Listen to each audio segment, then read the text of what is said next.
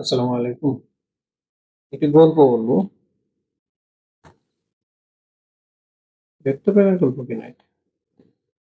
বউয়ের BCS admin ক্যাডারের result দেখে চোখ কপালে উঠে গেল। পুরো বাংলাদেশে তৃতীয় স্থান করেছে সে।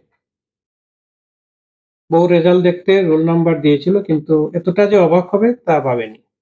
আমার মতো একজন প্রাইমারি স্কুলের শিক্ষকের বউ এর এমন রেজাল্ট সত্যি অবাকের বিষয়। আমার বউ সত্যি, তাকে নিয়ে করেছি বছর দুয়েক হলো। তাকে বিয়ে করেছি বছর দুয়েক হলো। আমাদের লাভ ম্যারেজ ছিল। পুরো ১ বছর চুটিয়ে প্রেম করে তারপর দুজনে বিয়ে। অনেক চেষ্টা তদবিরের পর একটা চাকরি জুটেছিল আমার, যার সুবাদে তাকে বিয়ে করে গড়ে তুলতে পারি। নইলে কি আমার মতো ছেলের শক্তির মতো মেয়ে জুটে? আজ ২ বছর তার স্বপ্ন বাস্তব করতে তার সকল সহযোগিতা করেছি আমি। এমনকি বেবিও কনসিভ করে নেওয়া আমরা। দেশে যত বিসিএস কোচিং সেন্টার আছে সব কোচিং করিয়েছি, যাতে তার টার্গেটটা ঠিক থাকে। তার পড়ার প্রবলেম হবে তাই নিজে রান্না করতাম, তার কাপড়-চোপড় সবকিছু আমিই ধুয়ে দিতাম। তার কোনো কিছুতেই কমতি রাখিনি। আজ তার এমন রেজাল্ট দেখে সত্যিই খুব ভালো লাগছে। মনে হচ্ছে আমি জয়ী হয়েছি। ছোটবেলা থেকে আমারও স্বপ্ন ছিল বিসিএস ক্যাডার হওয়ার, কিন্তু সব ইচ্ছে কি আর সত্যি হয়? তবুও নামে মাত্র লুকিয়ে এক্সাম এতদিন দিচ্ছিলাম। এই বছরটা আমার বিসিএস এর লাস্ট বছর ছিল, কিন্তু আল্লাহ যা করেন ভালোর জন্যই করেন। আমার বিসিএস হয়নি তো কি হয়েছে? আমার বউয়ের তো হয়েছে। বিসিএস ক্যাডারের হাসব্যান্ড শুনতে খুব ভালো লাগবে। যা ভাবতেই ভালো লাগছে। বাজার থেকে সবচেয়ে দামি মিষ্টি কিনে এনে সুপ্তিকে দিলাম। সুপ্তি বলল, "কি ব্যাপার? আজ মিষ্টি?"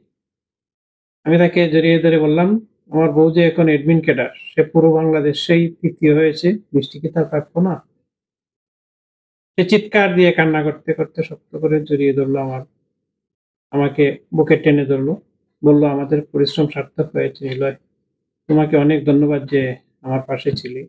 তুমি ছাড়া এই সাফল্য চিন্তা করা যায় না।" আমি বললাম, "আমি ক্যাডার হইনি। কিন্তু তোমার মাঝে আমার স্বপ্নকে বাস্তবায়িত দেখতে পাচ্ছি এখন। ভালোবাসি তোমায়।" দুজনেই জড়িয়ে ধরে কাঁদলাম। এই কান্না দুঃখের নয়, চিরসুখের। সকালবেলা ঘুম থেকে উঠে দেখি সত্যি কাপড়-চোপড় গুছাচ্ছে।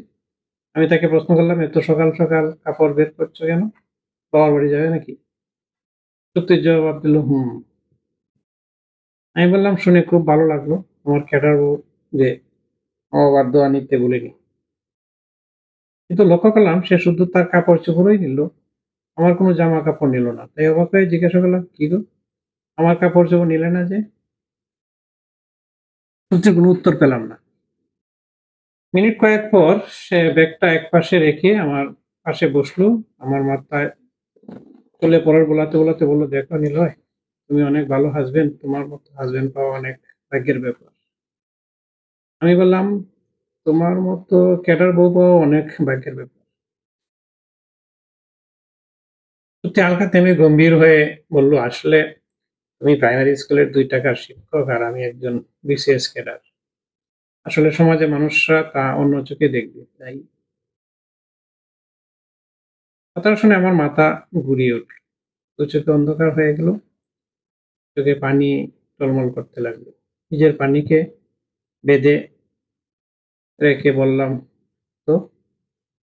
সত্যি মার্জিত কণ্ঠে বলল, "দেখো, তোমার সাথে যায় না আমার। তাই আমি বলছিলাম কি, আমাদের ডিভোর্স হলে ভালো হবে।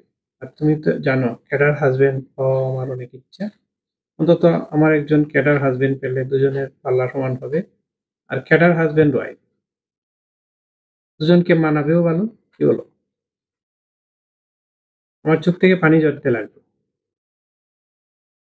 পানি মুছতে, মুছতে বললাম, "সত্যি বলেছ? আমাদের ডিভোর্স হলেই বেশ হয়। কোথায় তুমি আর কোথায় আমি? প্রাইমারি স্কুলের শিক্ষক আর একজন ক্যাডার কখনোই মিলে না। তবে তোমাকে পুরো জীবনে আমি ভালোবেসে যাব। তবে একটা রিকোয়েস্ট রাখবে?" সত্যি খুশি মনে বলল, "কি টাকা লাগবে?" আমি বললাম, "না, তোমাকে মাঝে, মাঝে দেখতে চাইলে দেখা দিবে তো?" বলল, "দেখো, দেখা দেওয়া কি যাবে? আমার সাথে দেখা করতেও তোমার পারমিশন লাগবে, আর কেউ যদি আমাদের আগের সম্পর্কটা জেনে যায় তাহলেও তো আমার মান-ইজ্জত ক্ষুণ্ণ হবে। তার চেয়ে বরং তোমার খুব মনে পড়লে আমার ফটো দেখে নিও। ও হ্যাঁ, ১ সপ্তাহের মধ্যে আমাদের ডিভোর্স লেটার চলে আসবে। প্লিজ আমার কথা চিন্তা করে লেটারে সই করে দিও। আসি। আমি বললাম, "ওকে যাও। ডিভোর্স লেটার পাঠিয়ে দেব। তোমাকে কোনো কষ্ট করতে হবে না। তবে যাওয়ার আগে আমার একটা কথা শুনে যাও।" শ্রুতি বলল, "হ্যাঁ, তাড়াতাড়ি বলো। এখানে থাকতে অস্বস্তি লাগছে।" আমি বললাম, "আসলে তুমি হয়তো কালকে রাতে ভুল শুনেছ।" শ্রুতি বলল, "কি ভুল?" আমি বললাম, "এডমিন ক্যাডার তুমি হওনি, আমি হয়েছি।" শ্রুতি বলল, "কি?" আমি বললাম, "ভাবলাম তোকে একটু পরীক্ষা করি। আমার জায়গায় তুই থাকলে কি করতি? কিন্তু তুই কতটা স্বার্থপর আমি বুঝে গেছি।